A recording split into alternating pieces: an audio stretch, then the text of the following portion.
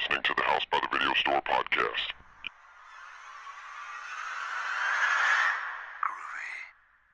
There's no more room in hell. The dead will walk near. We have such sights to show you. I kick ass for the Lord. Praise God! Give away! Welcome to the House by Video Store podcast. I'm your host, William, and joining me today will be Sean. Hola. And Derek. Hello. And on this episode, we're discussing the 1977 classic Suspiria, which we have not reviewed before. This will be the first time we talk about any of the Dario Argento films. Long overdue. Yeah, it's because I know we covered like some of the the Halloweens and Friday 13th and stuff like that. Yeah. A bunch of John Carpenter. Yeah, I was Sam actually kind of Raimi. thinking of Halloween watching this just because, you know, it's very, I guess, influential films, but from other sides of the world. And I am a bigger fan of Suspiria than Halloween, but it's a flavor thing. You know what I mean? Like, it's not, I was just thinking like, oh, this just appeals to me more as much as I love Halloween. Yeah, love this film. I can't believe we never did a video on it either back when we were doing those, but it was one of those that like, I love this film so much. I was intimidated to do a lot of those I stayed away from doing because it's like, I don't want to do anything and do it a disservice. Yeah, and two, whenever something I just realized after doing videos is you have to be 100% accurate on everything. Yeah. And especially when it comes to movies that you like, because, you slightly misspeak and you will, of course, be ripped for it in the comments. Mm-hmm. Or sometimes people watch a video and not actually watch all of it and think you got a fact wrong when you actually got it right and leave nasty comments. And then go back and delete them. Because there was, I did that one video, it was like the Evil Dead in less than 5 minutes, or Evil Dead series, where I talk about the movies. And like in the movie, I think it was Evil Dead 2, I was like, Ash goes back to the cabin with a new girlfriend who also is named Linda. I was like, well, not actually. And I explained like where the second movie actually like starts the new story part and like how they essentially reshot the entire first film with just like Linda instead of recasting everyone. But somebody only got to the point where I said that. I was like, he goes back with the new girlfriend named Linda, and then like left like this scathing comment, like, you don't know what the hell you're talking about. So I saw that, and then 15 minutes later they deleted it, and then the thumbs down they gave us went away. I was like, Hey, good on them for at least removing that thumbs down. I mean, not saying because it like matters to us, but yeah. like just because they were like courteous enough to at least do that. Speaking of Evil Dead, I think it was Anchor Bay, their Instagram. They posted a picture of, the classic, and it was in, they showed screenshots of all these Sam Raimi films. And I was like, did you know the classic was in, has been in almost all of Sam Raimi's films? And the first and only comment I saw was yes. Yeah, because it is like the broadest comment, the trivia about like Sam Raimi films, I think, is the classic. Yeah, I feel like most people who watch any of his movies know that. Like, Yeah. If you're aware of the movies he's done, then you probably know the classic has been in them, like just by nature of just seeing the damn car. and I was almost all of them. Yeah, give us some deeper cuts, Anchor Bay. Well, not like the first thing on the IMDb trivia, Sam Raimi IMDb trivia. I feel like the tougher question would be which movies did it not star in? Yeah, You know? exactly. Like, say, did you know the only movies that it hasn't appeared in? Or it was like, it was covered in what was the Western he did?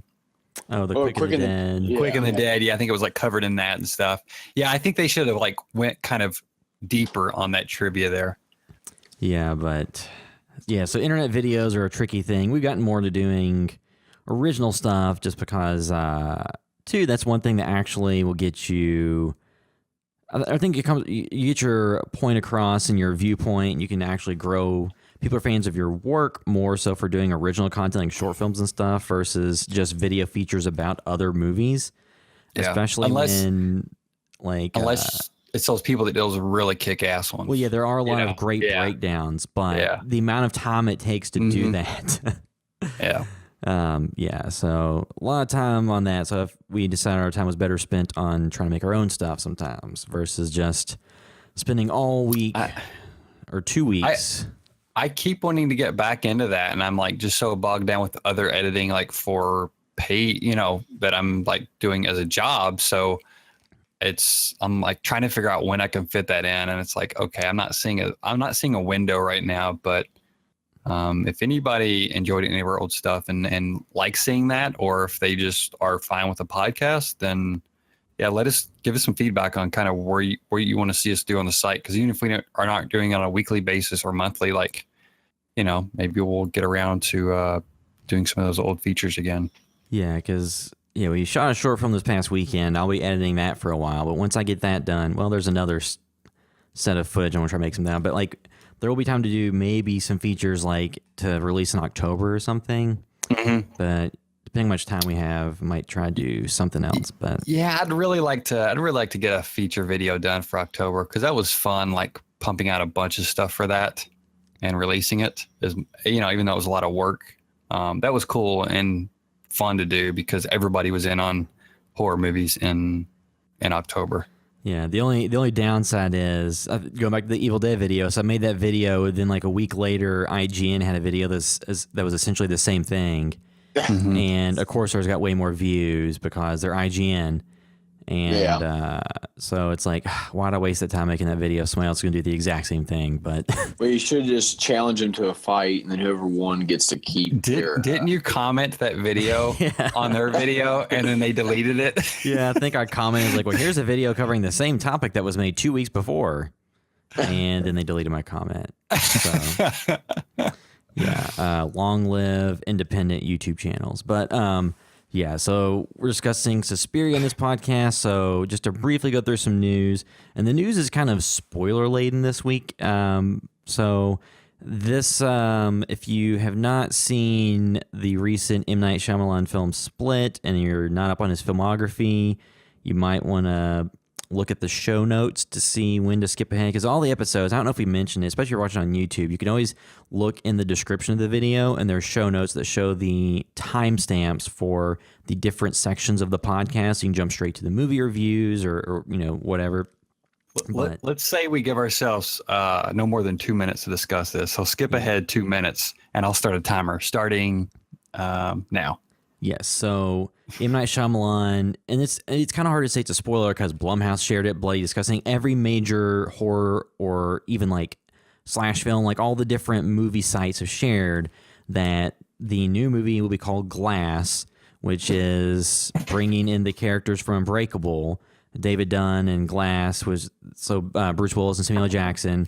The characters from Split, which is I'm forgetting his name now. James McAvoy, and then Anya Taylor-Joy. So it's going to bring all those characters and put them together into one movie. And M. Night Shyamalan tweeted about it from his Twitter account, and then all the sites picked it up. So that's something that could be awesome, because it's one of the first times that not one of the first times, it's one of the, recent iterations of like shared universes of movies. Because like Kevin Smith had done it with his movies back in the day. You had like the Marvel stuff and the DC stuff, but it's not too often there's normal movies that aren't superhero films that do that. So it's kind of exciting. And this is like a comeback for Shyamalan too. Like, you couldn't have written this and expected like, hey, he's going to do like a couple of low budget films and then spin off and do a sequel to Unbreakable. Like, you could dream that, but the fact that it's actually happening is pretty insane. Derek, did you watch Split yet? I haven't seen it yet. I need to watch it, but it's one of those things where it's like, to me, it doesn't really spoil the movie for that much to know the ending of it. So it's like, oh, okay, it's still. Really, you definitely, yeah. It's more of like a stinger than it is a part of the integral part of the film. Yeah, but to me though, it makes it that much more interesting to make me want to watch it. Yeah, if I didn't have any connections and want to watch it, just knowing that, like the movie that came out, Life, that they tried to act like it was connected to the Venom movie. Like, if it was connected to the Venom movie, that would probably increase my chances of watching it by 100%. But knowing that it's not, decreases it by about that much. Our 2 minutes is up, by the way. Yeah, so we're done discussing that news. And now we'll go into another bit of news that is slightly spoilerish in and of itself as well. So they released another short film for Alien Covenant that was on Facebook and YouTube and all the major platforms, and it is a short film that includes the character of Elizabeth Shaw and David from Prometheus, so the Noomi Rapace character and Michael Fassbender. So it shows some of what happened with them after Prometheus and before this new film. It's only like 2 minutes or so it's not super long, but it does cover some of that information and show you a little bit of a tease of what's going in the movie. It's 2.5 minutes, and I didn't watch that because I was going to talk to you about it first, but I still haven't decided. Like I liked Elizabeth Shaw a lot, and I like that Naomi a whole lot as an actress, but I haven't decided if I want to see that before I see the movie. It doesn't ruin anything. I mean, here's the problem I got with the Alien stuff right now is everything they're doing tells me this is going to be a bad movie because they're trying to overhype it so much and you're trying to sell me out. Well, that's the thing. I don't want to get tired of the movie before I walk into the theater. That's where I think they're doing. It's like, all right, guys, you're not Star Wars. Pump the brakes here. You know, when you make $1 billion, you can do this crap, but you haven't yet. You know, when you make a movie you need to slow down and just put the movie out because you're also going to be competing with. It's going to be forgotten really fast. Just be honest. Look, you know, it's coming out on the heels of Guardians of the Galaxy. You know, about a month and a half later, Spider-Man comes out, and I'm sure there's going to be some other big releases spread around that too. When is the release date for Alien? May 19th. Damn. It's in a few weeks. I thought it was like in July for some reason. Oh no, it'd be terrible if it was in July. Spider-Man would just. Well, we're entering a period of time where this year it's going to be pretty bad. Next year, even worse. Where almost no major tentpole film gets more than 1 to 2 weeks without something else. It's a major tentpole film coming out, and that's just going to continue to be a trend that we see more and more of. Because I want it to be good. I want it to be released, but I just see the writing on the wall for a lot of things. That could be completely wrong. I just think that when you do this huge of a push. That it's either I don't know, man. It makes me think, or they have a lot of confidence in it too. Yeah, they're putting a lot of money into it.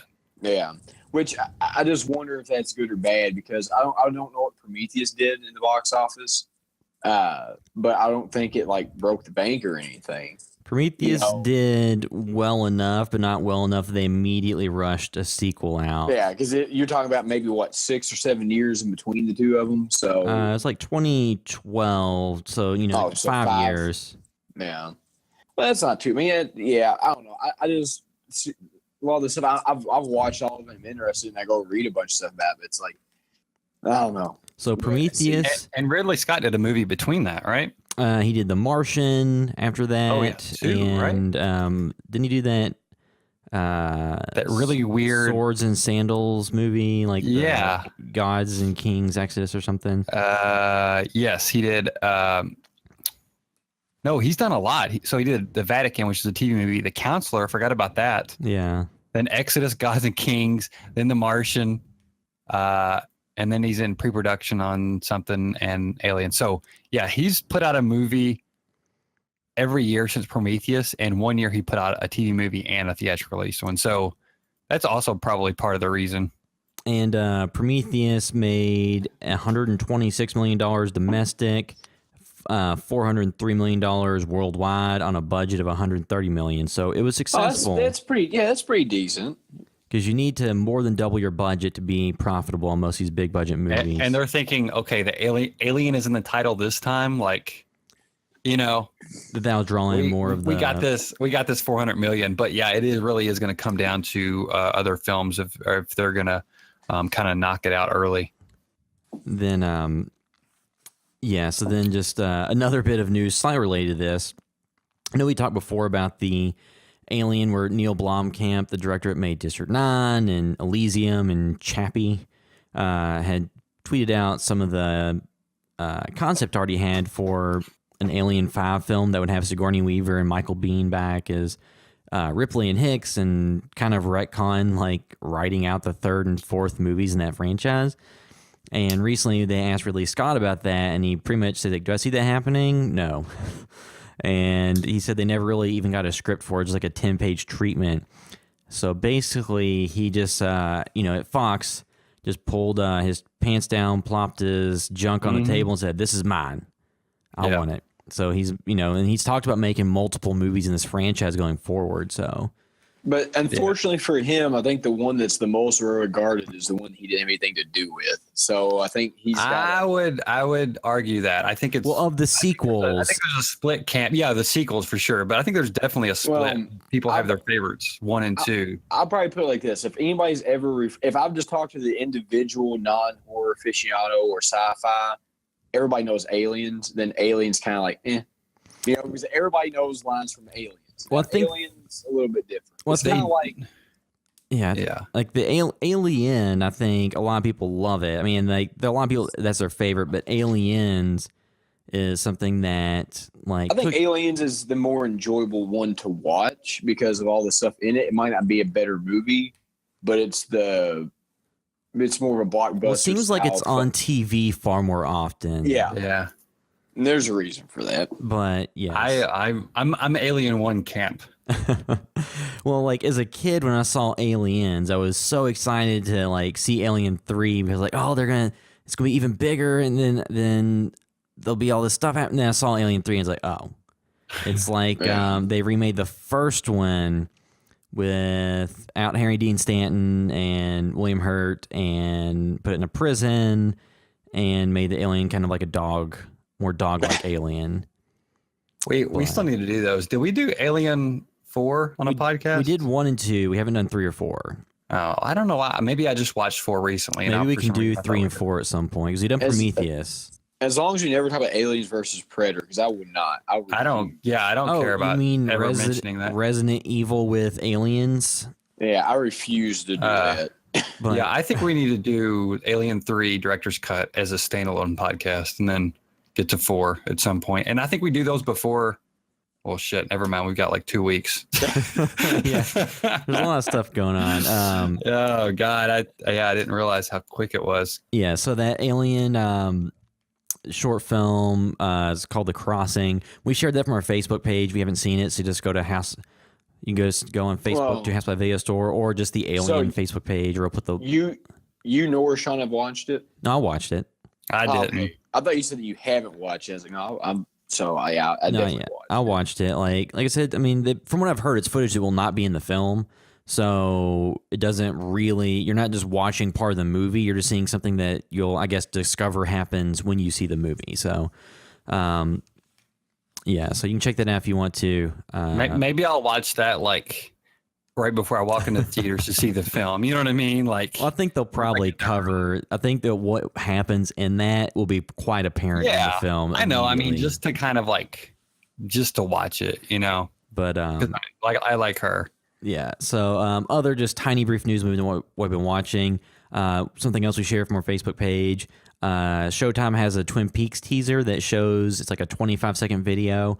It doesn't show any story stuff. It just shows exteriors of some of the locations from Twin Peaks. So it's kind of cool to see the first footage from the show since the show ended in 91 or 90 or 91. So the first new footage of it in a very long time. It's going to be airing this month now. We're in May, so it'll be coming out in this month. So I also avoided that as well. Yeah. I figured at this point, I just wait almost. Yeah. I mean, like, once again, if you haven't seen it, there's no story. It's just exteriors. I mean, it almost looks the same. It's just like on modern, like 4K cameras versus film and like the 4:3 ratio. And then the cars are newer, but it's some of the old locations. So, but you can check that out if you want to. But that was all the news. So we can briefly go through the what we've been watching. And I did not get a chance to watch much of anything this week because we had a short film we shot that.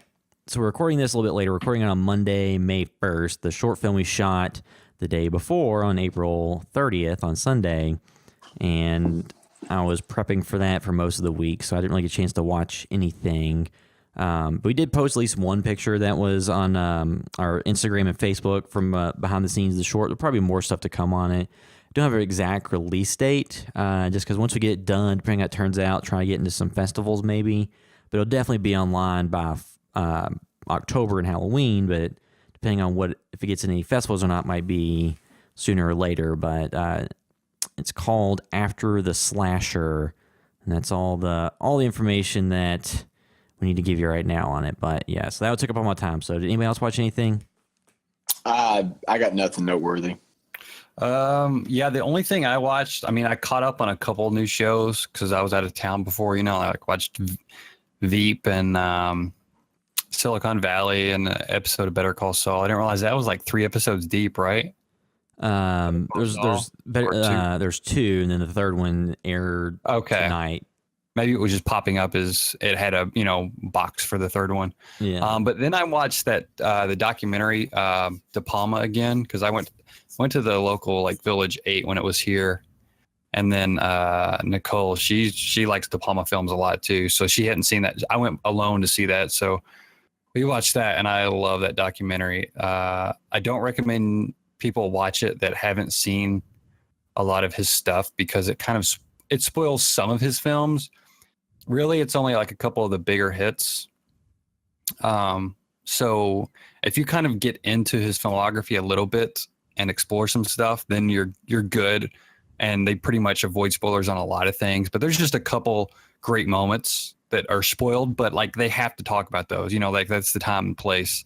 And I've been thinking like, what good De Palma film do we need to cover? And we did Carrie, right? No, I don't think we've done any of those. Which I like Carrie, but nowhere near my favorite film of his. But I think sometime soon we need to do Dress to Kill for sure. That'll be a good one to do because that's actually kind of almost like a giallo film, and I don't think he was necessarily making that. He did a lot of stuff kind of in the school of Hitchcock, but it's definitely like a little bit of a mystery with a killer, like murder mystery slasher type thing. And it's awesome. It's really, really good. But that would be a good one to start with for us, I think, since you guys haven't watched like a lot of De Palma stuff, right? I mean, as far as horror goes. I haven't. Yeah, I have. It's just been a long time. Yeah. Yeah, we definitely, I think that'd be a good one to start with too, because that was kind of, that's a good De Palma beginner after Carrie and stuff. So yeah, I watched that, and immediately after it was over with, I was like, I could start that again right now and rewatch it. And it's literally him talking, like he's in front of a fireplace and he's talking kind of just about his movies and very candidly and stuff. And it's like fascinating movie history too. He's even talking about Jessica Harper, who's in Suspiria, getting her for Phantom of the Paradise, and how in the 70s, it was like him, Spielberg, Martin Scorsese, Francis Ford Coppola, and George Lucas, and I'm probably forgetting somebody, and they were all kind of like passing around scripts, and they were, that was kind of like their group and stuff, and it's like awesome, like Hollywood history as well too. But yeah, it's definitely an awesome little documentary, but we need to dig into a couple of his films first, I think, before you guys check that out. Yep. So, and that was it, because I was busy as hell too. Yeah. All right. So now we can move into our discussion of Suspiria, which is a 1977 film, and the plot synopsis from IMDb. A newcomer to a fancy ballet academy gradually comes to realize that the school is a front for something far more sinister and supernatural amidst a series of grisly murders. And I think we'll be discussing full spoilers throughout, because if you haven't seen this movie, you should go watch it first. Can we just talk maybe like just a few minutes without spoilers, because they are doing a remake of it, and there may be people that want to just hear a little bit about it. Maybe we just do a few minutes, just some general ideas, because. Well, I'll say this. Hopefully the remake doesn't directly stick to the current original script, because I actually heard from somebody involved, they told me, but I saw written online, somebody said it's actually kind of not a remake, but everything I heard is like it's set in a dance school, and it sounds like it has a very familiar element. So I'll be interested to see what they do with it. Well, too, like part of the reason I was like, to me with like this movie, it's like the story is incredibly hard to spoil, really, because it's all about the visuals and the music and the mood and everything like Yeah. that. But for me, the first time I watched it, part of the appeal was that I had no clue what it was about. Yeah. So finding out what it was about and then kind of like, the final scenes of the movie, it was like super impactful. Well, I will That's say the only this. reason why I mentioned, like, don't even mention like what type of film this is other than an Italian horror film, Yeah. giallo. Well, and that's what I wonder too with this being an Italian film, because I've watched it several times now. I watched it last night, me and my girlfriend did. And it's one of those movies where, like, if you haven't watched it before, you literally have to watch like 3/4 of it to even know what's going on in it. Yeah. Because there's so, and I don't know if that's because it's obviously dubbed. So I wonder if some of it was just bad translation, as far as that, because there is a lot. It just seems like on some of it's like it took them a really long time to even set up the premise of what was happening. Like, you understood something odd was going on, but you really didn't know. I think that was a little bit I think that was partially by design too. Think about like Don't Look Now also. Yeah. You kind of know something's off, but you don't know what it is. But for me, like, I can't look away. You know what I mean? It's just like the Well, music, the too. visuals, like Now the music. Here's the thing. I'll say this movie severely lacks on any type of thing called a story, because it doesn't really have one. But visually and the music in it's awesome. Like, Yeah, the Goblin soundtrack. Yes, I love the soundtrack of this movie because, Yeah. I don't know what it is about it, but just it works so well. And the opening scene with the girls like running through the woods is like so bizarre. I love that so much. Like, I just love the colors in it. But to me, it's like I caught myself on my phone a lot. Last night watching it. And yeah. I mean, it is more of it's like more of an experience, like a visual and auditory experience than your traditional film is. A lot of times everything's carried through dialogue, and it is very much just kind of about the emotion and like horror in it. And like, that's why it appeals to me so much, because it is very much a cinematic film in that regard. Yeah, but the music, like Goblin, is just like, that's what sells this. And he apparently helped them compose it before the film and then like played it on set and stuff. But when I first discovered this film, a friend of mine that I worked with at FedEx when I was like in college, I think, we were, talking about horror films, and we would swap films back and forth. And he gave me Suspiria one day, and it was the DVD with the CD, and it was the Goblin soundtrack, and it was like out of print. So he's like, be careful with that. And if it wasn't out of print, I would have bought that right away, but I like ripped the CD, and that was in my car forever. Like, I would just ride around listening to that. And I love, like, that soundtrack is so good.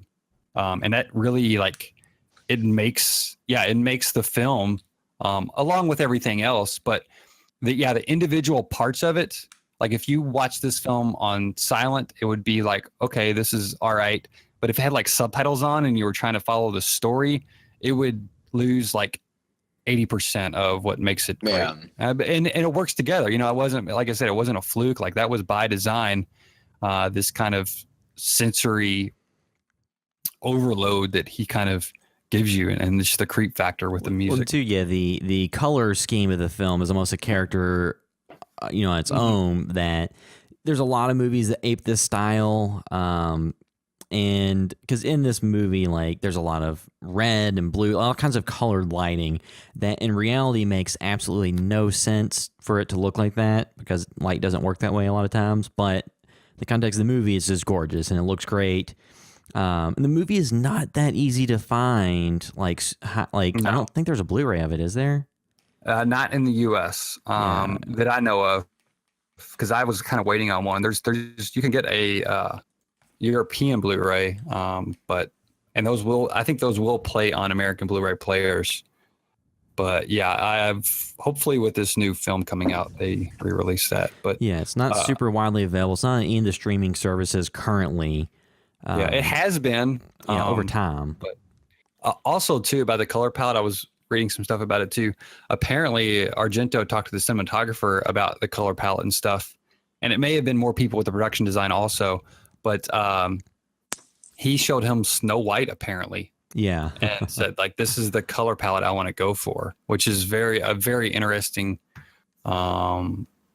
like point of reference for this film.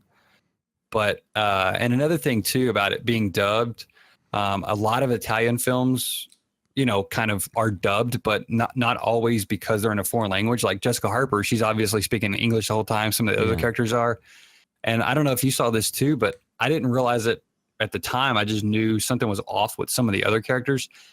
Not all the cast members spoke the same language. So sometimes some of them would be reading lines in different languages and they wouldn't even be able to understand each other. So that's why, and I almost feel like that is a bonus to this film because the music, the visuals are so distinct, like, and because there's something off with the lip dubbing and not again, this wasn't by design. This was kind of, I think, the way they worked at the time, but it's almost like it does more to like build this world and this kind of off-centered universe and thing you're watching. You know, it's kind of, it makes it more insular and not like, oh, this is something I know, but you know, but this crazy thing's happening. It's just like you're watching this crazy universe that isn't quite ours. Yeah, and the aspect too, like, because a lot of movies from that era were mostly ADR. Some of the Italian movies. Well, a lot of even like lower budget American movies too, or European movies. There's a lot of movies from that era across all spectrums that was ADR. A lot of times American movies, they would just have like different parts of the movies have some really bad ADR here and there. Not that it was bad in this movie, but like you said, like it does add kind of like a quality to it where some of the matches pretty well, some of it doesn't match very well at all. And obviously because they're speaking a different language.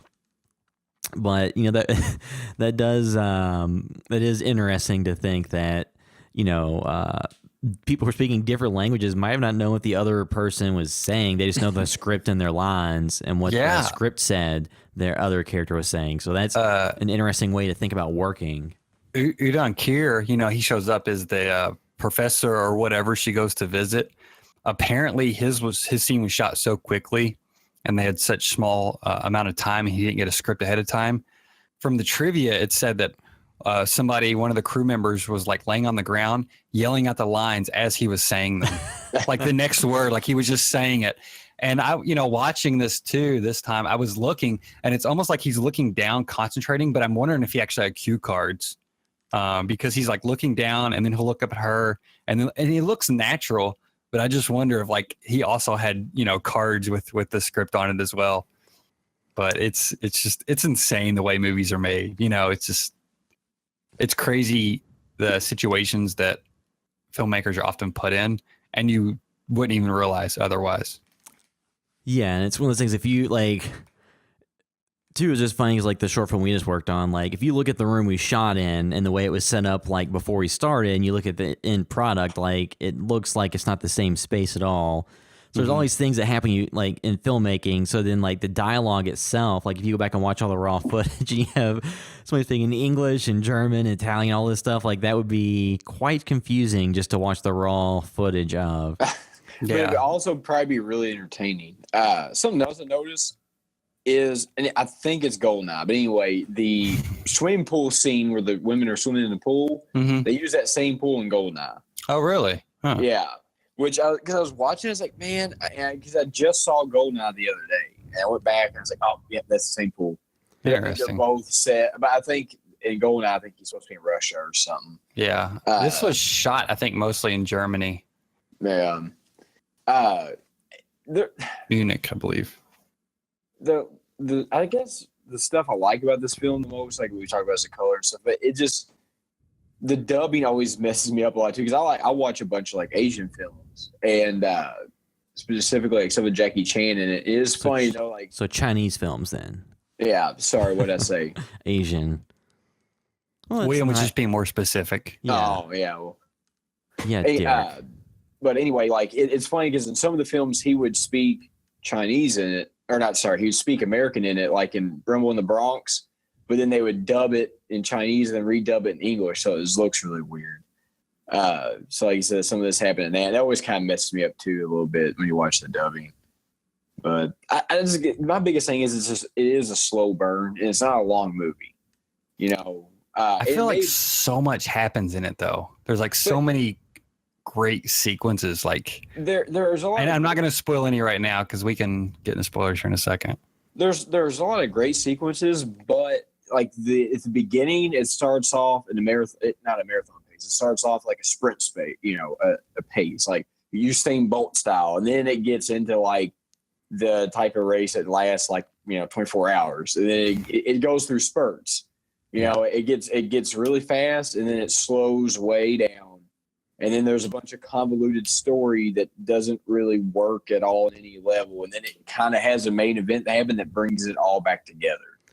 Once you like, not to spoil how they happen, like if you were to look at list, I think typically when you look at list of like the best horror kills or scenes, Suspiria has at least one scene that's usually in the top 10 of most of those lists. Yeah. And then another one that's somewhere else on them. So it's got some very iconic scenes. So even like, because I was thinking about this when I was watching it, because I think I'd watched it before. When I was rewatching it today, I was like, so would a young audience that has never watched any giallo films or stuff like this, would they be okay with it, or would they be able to get into it? That's stuff I always wonder about in a lot of these like more classic horror films, because they're such a different pace than stuff today. Because then Suspiria, there's no jump scare in that. I mean, it's like scenes that are set up with payoffs, stuff like that. So I was just wondering, like, so like a 17-year-old that's brought up on Blumhouse stuff and American Horror Story and things like that are more contemporary, would they be able to get into this? And I think that even if like the ADR dubbing stuff is kind of off-putting, and the fact that like the story is pretty simple for the most part, like didn't really grab them, the visuals and the sound design and the music and some of the kills that happen alone should be enough to hold their interest, even if they are kind of off-put by some of these other elements. But the biggest problem with that though is you're talking about a lot of the kills are 30 to 45 minutes in between each other. So I'm not even talking about the kills though. There's just some great moment. Like, y'all want to get into spoilers? Yeah. Okay, Yeah, we'll get into spoilers here. Go watch this film because it is a classic. It's often on the best horror films of all time lists, and they're remaking it. So go watch that original first. Yep. So all right, you've been warned. spoilers. You've been warned. Jump out now. Out of a Derek. window, but Well, like I hadn't watched this movie in probably the last time I watched it was probably been 7 years ago. So I just forgot how slow. This is the same complaint that I had with like Halloween. Oddly enough, I don't really have these complaints with Nightmare on Elm Street, but like Halloween, Friday 13th, somewhat the first two. Is they get really slow in the middle. And I think the worst part about this movie is that the story just doesn't really add up, and that's the hardest part to get through, is because you don't really even know that it's about witches until they specifically reference it until almost the very end. So there's really no talk or any semblance of that would even be that until the point they bring it up. I think that's great though, because you have the murder mystery, you have the kills to kind of lure in the lure in people, and like they're wondering who this person is that's doing this killing. And then something's off in the school. And honestly, the first time I watched it, even though Udon Kier and her had that conversation specifically about witches, and her friend Sarah, I think it is, talks to her a little bit about it and stuff too. Like watching the film the first time years ago, for some reason I wasn't ready for actual witches. Like I think I maybe thought it was a red herring, or I wasn't for sure, but like I was not ready for the last sequence of the film. Maybe I didn't think it would go in that direction. Yeah. And that like blew me away. Yeah. And I was just like, I loved how that was handled, because everything else kept me pulled in. Like even when she's going down the hallway and the music is just blaring and she's looking at that lady and her kid and the like little kid, and they're just staring at her, and just like the music's pumping, the maggots in the hairbrush, like Nicole does not like to watch that scene at all. And all it is maggots and a hairbrush. You know what I mean? Like that, like freaks her out more than probably any of the kills in this film. The dog bite scene's awesome. The barbed wire, like it gets a point across that it's barbed wire, even though it's like always looked fake. But again, like I still love that scene and just kind of the way he tortures people in this film. Like they wither around, they scream, they have like hugely dramatic reactions. But like it's like I love how theatrical it is. It just like pulls me in even more. The one thing I love with the barbed wire is how little sense that actually makes. Because there's like an entire room for no reason in this school in the attic that just filled with barbed wire. So I was kind of and she seemingly just jumps right into it. No, yeah. She looks at it, knows what it is, and jumps. At first, I'm like, is this just like wire? And then you're like, oh, it's barbed wire. It's supposed to be barbed wire. But it's just funny to me because like she just so willingly jumps into what she knows. That room is it's a perfect symbolism for this film because so much of it is. Yeah, it's not realistic. Like the bat doesn't look real, the blood is stylized, and the barbed wire absolutely doesn't look real. But at the same time, like the way it's handled and directed and the music works, it's okay. You know what I mean? It's okay that it isn't realistic in any of these depictions because kind of the way it's presented is so strong. It makes up for the lack of any sort of like reality. Yeah. Like the movie starts off, like I said, like a sprinter's pace because you get this woman running through the woods. You get like the really cool music and just the weird kind of almost looks stop motion as she's running through it, and then you get her essentially stabbed so many times in the chest that they break her ribs. You can see her heart beating. Yeah, which doesn't look real again. Yeah, but it's awesome. But they stab her in the heart, I think, once or twice. Yeah. I think one of my favorite scenes in the movie is the first time that she gets stabbed. She's just like sitting there, and the guy, or whoever it is like just so willing. I can't even describe it. It's like it's so clunky the way they get stabbed, but I love that. It feels like natural in some ways too, and a lot of times too. Like you see her get stabbed a lot. It's not, and it's not like just all at once. And it's brutal because it's like you're there the whole time watching this person get murdered and like the life being cut out of her. Yeah, and not only does she get stabbed several times until the heart's showing, it's stabbed in the heart. They wrap a cord around her neck, throw her through a stained glass window, and hang her. Yeah, and then the blades come down and kill her the other woman. Yeah, her unsuspecting friend. Again, like the torture they put her through is like. They do that to all the actors or everybody that's killed, but like not in the same way, but like the way they scream and like fall around and run into stuff. Like it adds so much, I think, and it kind of amps you up along with that music too. Well, too, it makes me wonder if Hannibal, the Ridley Scott directed entry in that franchise, there's like a scene where Hannibal like slits a guy's stomach and then throws him off with like a noose around his neck. And then like when he hits the bottom, like all of his guts spill out. So like I wonder if that was like influenced somewhat by that Suspiria kill. Yeah, because I haven't seen that, but very much could have been. But yeah, so like you said, like the story, like there's enough story there that like stuff is happening, and once you've seen it, the twist is very straightforward in that. It's a ballet school where there's a coven of witches who are doing things, and as people find out about it, they get killed. Like, pretty straightforward story. Mostly told like the last section, the last third of it, where kind of all the story is concluded, and Susie kind of sees what's going on. It's mostly no dialogue. There's a little bit here and there, but it's mostly all just visual. And I think that's kind of how this movie goes. Like the visuals, like the lighting and the music and all that stuff is what sells it. And if somebody watches it and it doesn't really connect in like the first, because the movie is not actually that long, it's only an hour and a half. Like if you watch it and it's not really connecting within like the first 30 minutes, it's probably not going to connect for somebody. But if you enjoy it from the beginning, then you're just going to continue to enjoy all of it and be pulled in by what's going on. Yeah,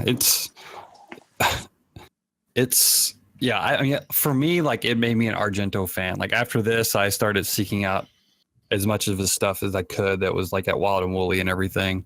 This film too is the first of, I guess, the Mother of Tears trilogy, which I saw this film, and then Inferno is the second one. That one's set in New York, or at least the beginning of it is. It's been a long time since I've watched that one. And then the third one, I saw a lot of his films before that third one came out.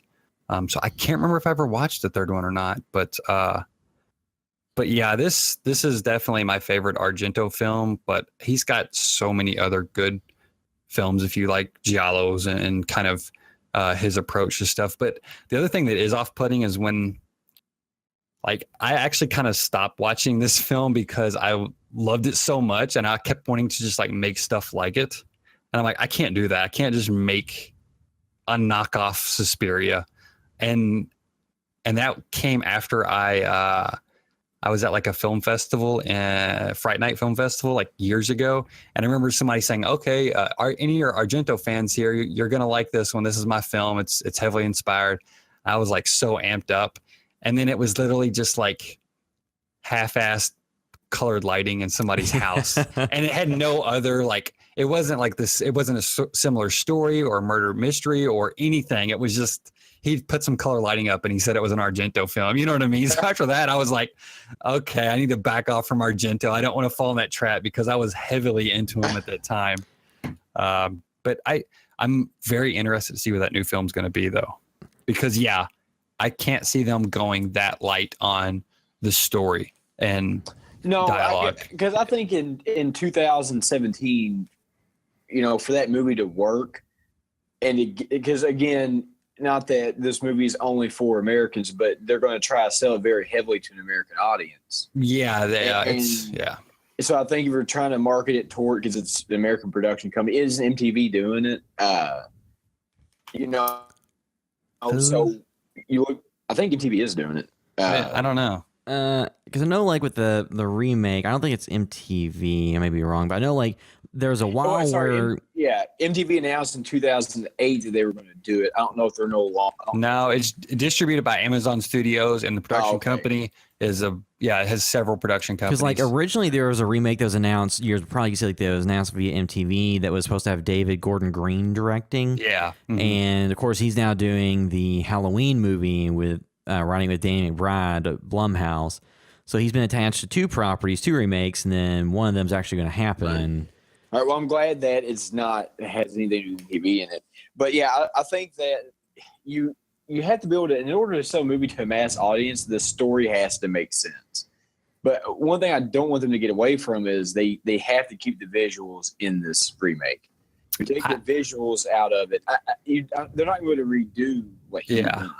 But you have to have some type of artistic flair to it, or to me, it's useless. I don't know if I read that they were going to take out the colored lighting or not, but like I would be fine with that. But yeah, just I think the mystery is the biggest thing that I want them to pull from it. But again, if you kind of know where it's going, you know, have you seen any of the films by Luca Guadagnino?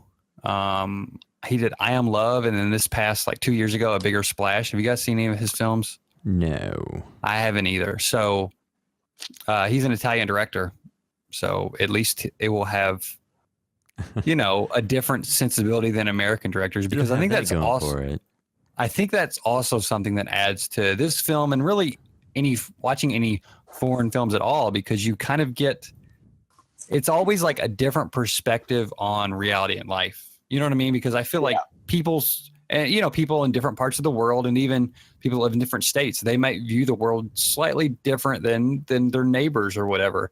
So it's at least going to have, this won't be Suspiria through an American, you know, American eyes. Hopefully, you know, it's not going to turn out like the Fright Night short film I saw that was just colored lighting, nothing thematic to do with it. But you've been seeing a ton of stuff online where people use it as an influence. I'm hoping this director, you know, that quote about it maybe not really being a remake, I hope that's true. Like, I hope they take a lot of inspiration from it, but they make their own thing, because you can't just make this film again and make it, you know, as impactful.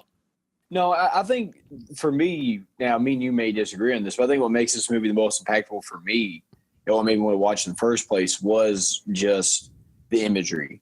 Mm-hmm. You know, for sure. Yeah. The story, to me, after I watched this, felt very much like an afterthought. Like, I felt like they almost shot the scenes they wanted, and then they tried to compose it in a way that made a story. It is the series of sequences that make this film. And then, like I said, the reveal that you don't know what's going on, and then you find that out, and it's as shocking to you as it is to Jessica Harper's character. Yeah, You know, actually, that's the successful parts of this movie to me. my favorite scene in the movie is at the end when she confronts the witch that they kind of hinted that had been dead.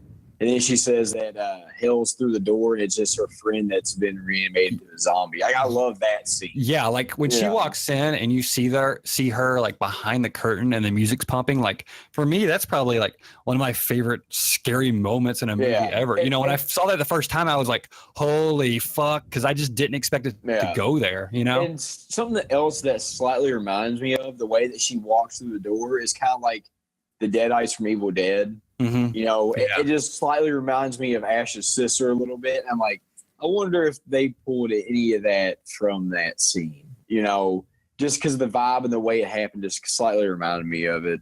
But yeah, I just, it's one of those movies that I love it, but it's really hard for me to stay into it because it's got some issues for you. Yeah, like I was compared to another ridiculous, which I don't know if y'all seen Zombie 2, the Italian film. Yeah, with the shark. Yeah, fight, like, yes. Yeah, we have it's a bad movie, but it's fun and it's stupid. You know, you have like topless women fighting zombies on a boat. You got a tiger fighting a zombie.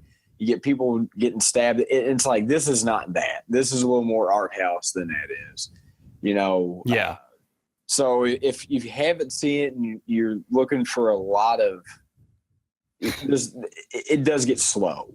You know, I mean, there is a lot that keeps it moving, but to me, I think the biggest thing is it just maybe gets a little lost in translation on some things. You know, because we're talking about 70s. Literally. Yeah. We're talking. Yeah, you're talking about a 70s Italian film with people speaking different languages, and it's like. You know, it does get a little long in the tooth on some stuff. Apparently, the script also was like written for like a 12-year-old at dance schools, and the studios was like, no, 12's too young to like impose all this violence on. So he just replaced it with 20-year-olds, but did not change the script. So that's why they're kind of aloof a little bit. And apparently, like they changed the height of the door handle, so they had to reach up higher like a kid would. You know what I mean? Like there's just all this stuff that's a little off. But I think it like works to build towards the film if you're into that. But this is, there's some films I'm like, oh, this is an amazing film. I think people need to give it a chance and watch it a bunch. This film, it doesn't bother me, but I understand if people have a hard time getting past the dubs. You know what I mean? Because it is ridiculous. Or the highly stylized blood. If you think the heart looks really fake and you're like, this is so stupid. I mean, that's not how I feel, but like this is a film where I kind of understand if people aren't on the same page because it is very strikingly different than a lot of other films, because it is so disconnected from reality. Well, I think just going to the dub real quick, and this is just my bias because I love like the Chinese, Asian style, like Kung Fu movies. Like there's a little bit of like, I'm trying to say like good heartedness in their dubs. I don't know the right word, but it's like, even though they're bad, like you still like it. Yeah. It's just because they just didn't put any money into it. Yeah. But with this, it didn't have that to me in the dub. It just, I don't know what it does not bother me, because I've watched a lot of dub movies, but it's just, this one is a little bit different with the dub because it's like they kind of knew what they were doing, but the dialogue was just, I don't know. To me, it just, like I said, I feel like they filmed all the set pieces they wanted to in the beginning, and they filmed everything else to set it up. Like, okay, what do we do now? And that's kind of, I feel like a lot of this stuff was like written or filmed as an afterthought to the main scenes they wanted to get. It's interesting too because like Jessica Harper character, the main character, Susie, she is kind of just going along. And then like it's our friend Sarah that's like whispering to her about, witches and all this stuff. And like, she's like listening to the footsteps first. And like, she's the proactive character. And I guess cause, Jessica Harper's like a little out of it or whatever. But then finally she gets killed off and that's what makes her become like proactive. It's just like an interesting, change where she's basically just hanging back through a lot of the film until her friend dies or goes missing, as she thinks. That's something else too that's interesting to me is like I don't understand why they immediately, because they did some type of spell on her that made her hemorrhage and bleed out and pass out when she was dancing. And then they put her on that red wine diet to, slip something in her drink to make her fall asleep at night. But they never really explained why they did that, So it's kind of, to me, that was almost just a plot device to do exactly what you said. Because she was an American. Yeah, an American bitch, as she said. That's all I really got from that. It's like, I don't know. But there's lots of look at it. And it's like, it doesn't make any sense. Like, that didn't make much sense. But I did love the bat scene. That was probably my second favorite scene. The bat scene was more convincing than the bat scene from Phantasm, or the bat, the spider. The spider, absolutely. But too, like, even though it still looked fake, like, it still was little like hard to watch her like smashing it. You know what I mean? Because you can visualize that yourself. Man, you're killing like a rodent with that's just like. That's kind of gruesome. Or also, if you swapped her out with Chris Farley, that would have fit perfectly into Tommy Boy. And that's all I can think about. It was that because like at one point, like the bat's like in her face and it's screaming and she's screaming. And I'm like, if they just put Chris Farley in this, that would have fit perfectly with David. Do you want us to try to edit him into that scene? Yeah, so if you can edit like the deer and that together, that'd be perfect. But like that's what I thought about when I watched it. It's like it reminds me of something out of Tommy Boy with Chris Farley, where they're just, and then he she overkilled. Not only did she kill the bat, she like smashed it with a stool, and it's like reminds me again of like Chris Farley. Well, too, like it was interesting because when I saw this more recently, I saw it in HD because El Rey had it, the cable network, the Robert Rodriguez cable network. And like they usually have a pretty eclectic lineup of different things. So it was just interesting to see that. Like I wish that it was on streaming services now so I could easily go out and watch this. Because like I said, it's not super easy to buy on disc either. I mean, it's one of those things that hopefully will be rectified soon with that remake coming out. Yeah, hopefully I think you can get the DVD fairly easily still from what I remember.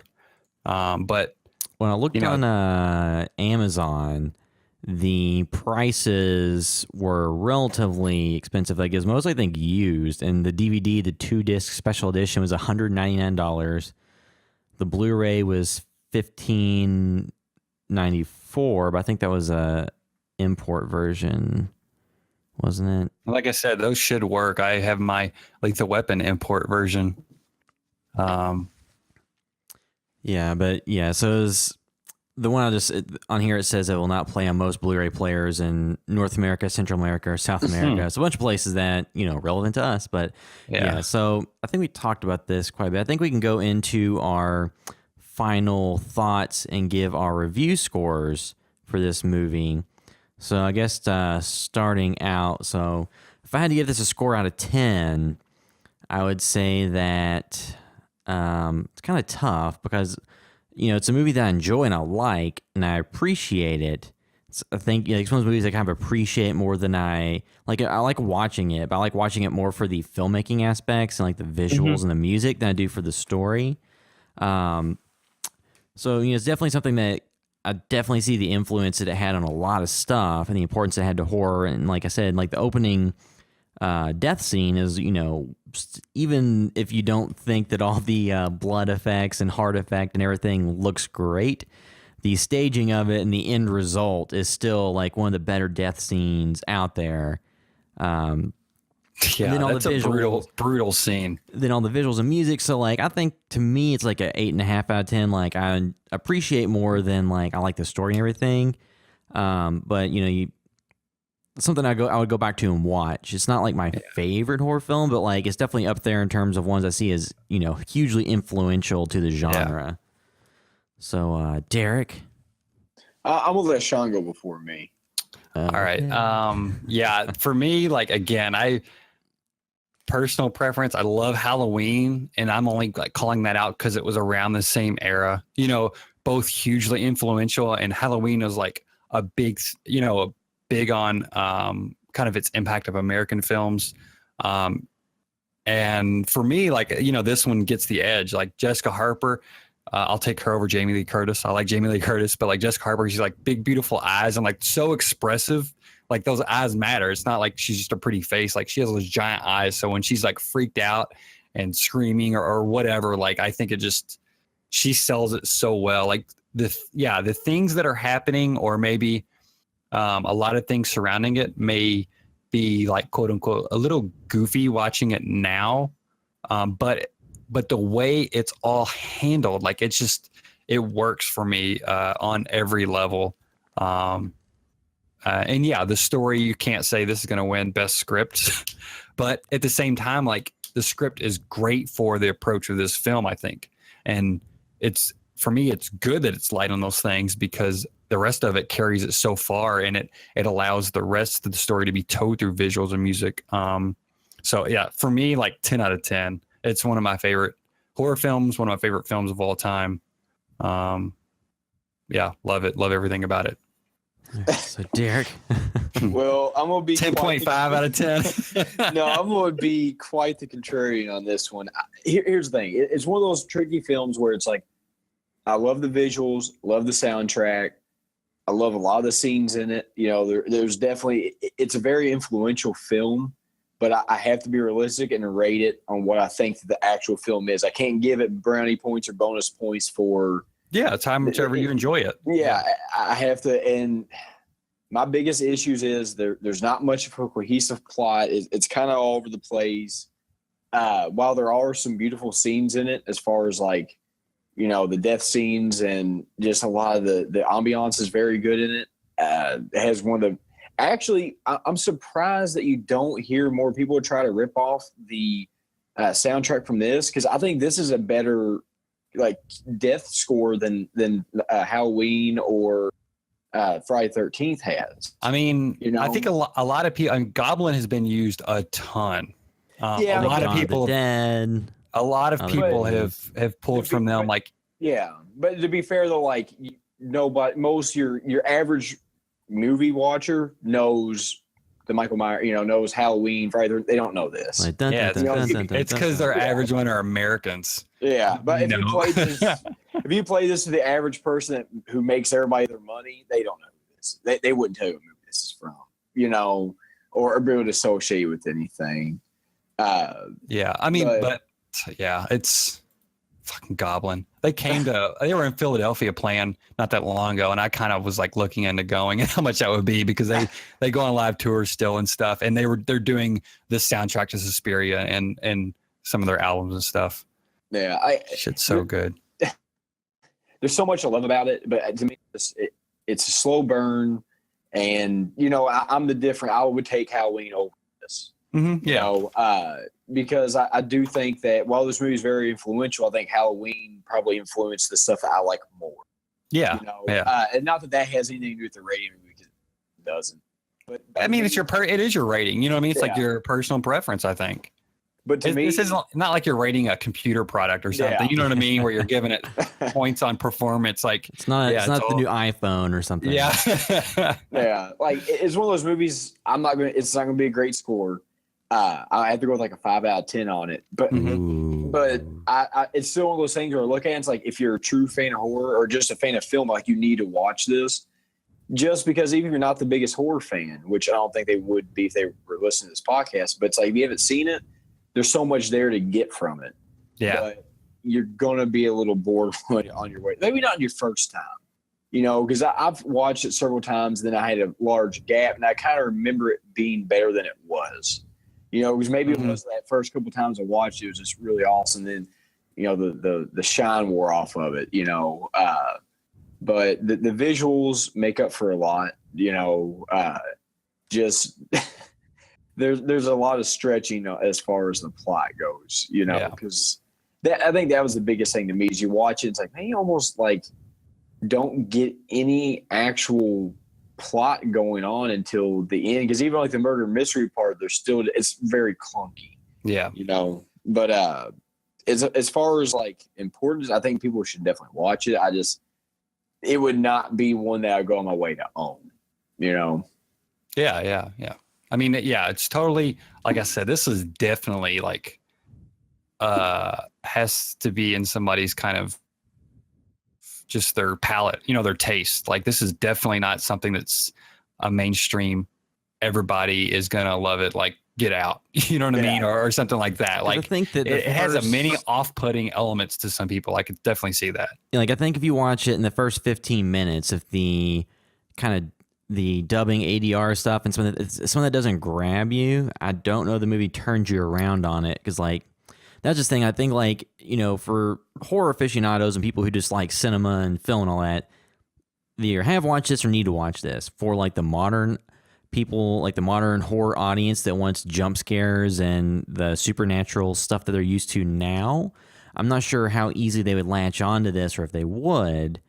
But that's also, or maybe they need to kind of have a sea change of taste. Yeah, because I mean, it always breaks my heart a little bit when you see like movies you love, the originals, and there's a remake that's not really good, and people like say the remake is so much better than the original. Yeah, and it's just because of the sensibility stuff, like slower burn, a lot of stuff like that people just don't get into. Now it's like, you know, probably a minority overall people who watch the movies, but I could see like when this remake comes out, if it's bad, I don't know what to see. It's like I said, hopefully they don't try to do the same thing. They can expand on the story some. But they just have red and blue lights all over the place, and I think that's the last thing they'll lean on. You know what I mean? They won't use that as like, hey, I mean, it's got Tilda Swinton and who else? I can't think of. Who else is in it, Chloe Grace Moretz. Yeah, well, her. You know, she could end up the Carrie remake, but Kick Ass, she'll slice somebody's head off with a sword or something. Yeah, but I'm gonna try to think of another good Argento film that is more of a traditional giallo murder mystery, you know, and maybe I'll set one of those back one day for us to cover in the in the distant future. I'm glad we got to this one, but maybe by sometime the end of this year or early next year or something, we'll get to another one of his. But I'm glad we finally did this because I love this film. It was just like influential. You know what I mean? Again, I kept wanting to, everything I made, I wanted to make into Suspiria. Yeah. You know what I mean? This type of music, everything. Like it just did it for me. It struck that right chord. Like as much as I love Halloween, I wasn't a lot of times thinking, ooh, I want to make a film like Halloween, but when I saw Suspiria, I was like, I want to make a film like Suspiria. Like it did it for me. So in the words of Austin Powers, it was your bag. Yes, this movie is my bag. Yeah, so I guess we can wrap up this episode now. You can find all the work we're doing at housebyvideostore.com. You can find links there to all our social media accounts, with Facebook being the most important, then YouTube, Instagram, Twitter, and all those. You can find links to all those at the site, or you can just search for us on those platforms. Like I said, we post a lot of stuff to Facebook. We have a note up now, or an article in Facebook that has links to all the short films we've done, as well as some information about each. So you can check those out there. You can also find, that's where we post a lot of the different things, like we posted like the Alien thing and the Twin Peaks footage. So Facebook's where we're most active, but you also follow us on Instagram, YouTube, and Twitter. If you're listening to the podcast via iTunes, you can do us a huge favor and go out and leave a review. That just helps other people find the podcast and just helps other one to find us there. Then if you want to find us specifically on the internet, you can find me on Twitter at will_droid. I almost said I'm at MetaWorld Derek, but Derek's not here. That's his, at MetaWorld Derek, and I'm at Splevin Sean. Yeah, Derek's on Twitter. Yeah, Derek's internet crept out. This episode we recorded with the new software, and Derek had to end up recording from his phone, and I think it just died. Yeah, we nixed doing the video because last week was such a disaster on the audio quality. Yeah. So we're gonna do just audio for now until maybe we figure out getting better internet connections or something. But right now, the timing out better to just record them in person. Yeah, Derek works nights when William and I could easily do that. So we normally do it on Sunday mornings, but like I'm pretty full up for a very long time. I might be able to fit some in if you guys are, but yeah, it's just I know weekend mornings are hard for everybody though because it's the weekends and you got other crap going on. Yeah. So thanks for listening, guys and gals. Yep. So that'll bring this episode of the House by Vegas Horror Podcast to a close. Thanks for listening. House by the Video